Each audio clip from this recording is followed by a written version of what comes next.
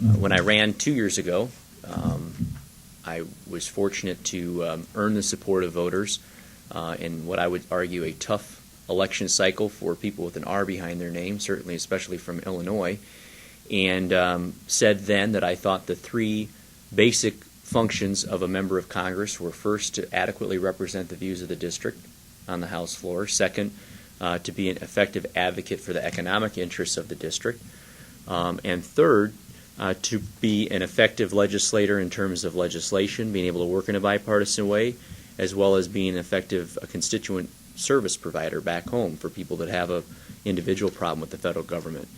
And I would say, while I'm not perfect, and I certainly have room for improvement, I would offer that, in my belief, I think that I've done well in demonstrating my ability in all of those areas.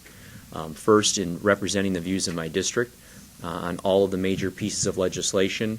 I think if you polled the 20 counties that I represent on issues like the health care bill, the stimulus bill, cap and trade, my votes represented the views of my constituents.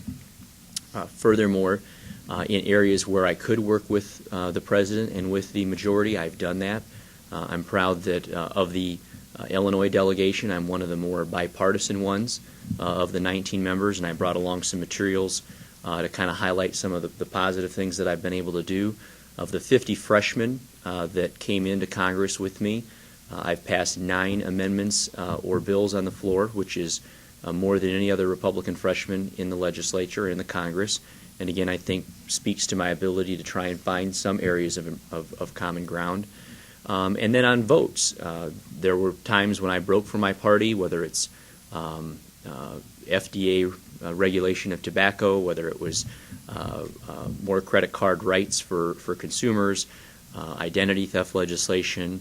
There's a whole host of areas where I've broken, and it's why my votes are over 30% with the president, which is one of the highest for Republican members from Illinois and quite frankly in my conference. So I think I've shown an ability to work with people when given the opportunity, while also standing firm for my principles and the values that I ran on.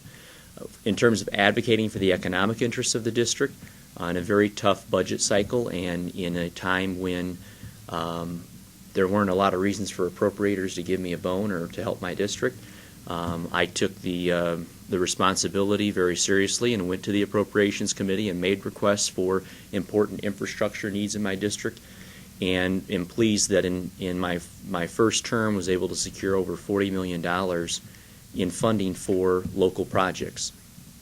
And then finally, in providing good constituent services, I made it a point when I campaigned. People said, look, are you going to be in Springfield? Are you going to be in Sangamon County? Are you going to forget us? Are you just going to be the congressman in Peoria?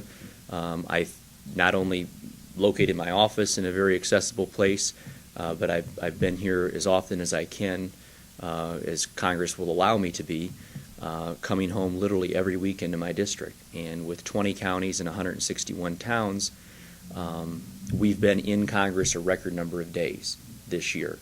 And some would argue that's good and bad. My view is I'd like more time back in my district, because when I'm only home on a Friday night and have to go back Monday morning, Saturdays and Sundays are difficult to get to all the Rotaries and Kiwanis and groups that want you to come and do stuff.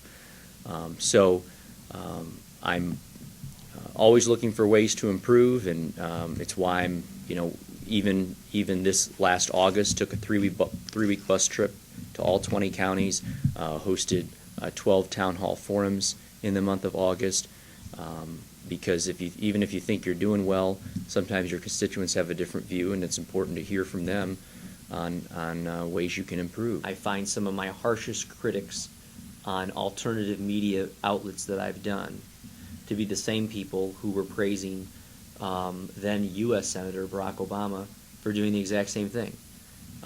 When he was a U.S. Senator, not the nominee for president, he was on the cover of GQ magazine twice. I will tell you, no, I was in the back page. I was in the nosebleed section way in the back. But what did it do? It drove up the hits on my website. Got people to come and say, "Oh, who is this guy? What's he stand for? What's he about?" When I was on Top Chef, I was there with Senator Warner, hardly a lightweight, and Speaker Nancy Pelosi, hardly someone who has a lot of spare time in her day. So, I mean, if you're gonna take a pot shot at me and say, well, what's he doing? Shouldn't he be back in the district? The fact of the matter is, on Top Chef, I did the taping on a Friday morning before I came back to the district. They wanted me Saturday, which was the second half of the show, and I had my art show that I was putting on for the 18th district for the students that win and get to display their art in the Capitol. I said, I can't. I got to be back in my district.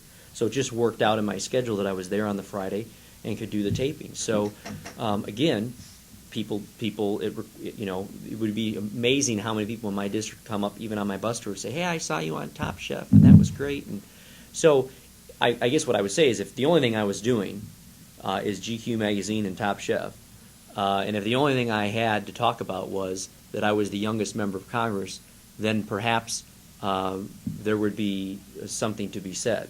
But the fact of the matter is, part of being able to get something done is having people want to pay attention to you and being able to build a profile and being able to stand out of a crowd of 435 members.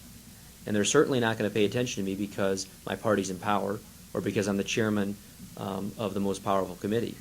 It's going to be because they want to listen to me, they've heard of me before, and they think whatever I'm bringing to them, whether it's a project deserving of funding or a bill that deserves their vote, they're going to look at the substance of what I'm bringing to them.